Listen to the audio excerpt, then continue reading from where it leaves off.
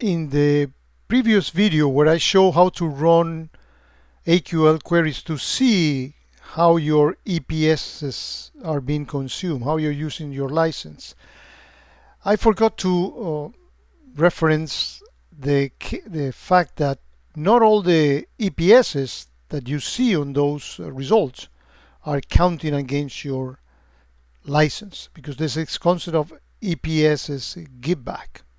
If we read this in those documentation, there are basically two cases. One is if you use routing rules in which you are basically forwarding those logs and you are not doing any correlation with them, so they don't count. You get those licenses given back to you.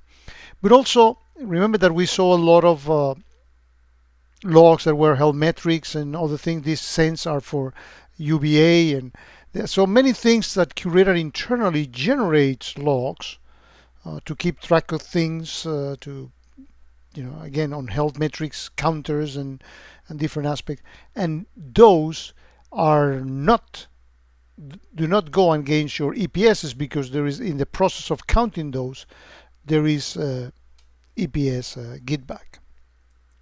You can read some more things in here, but there's some visibility on how the Curator is doing that.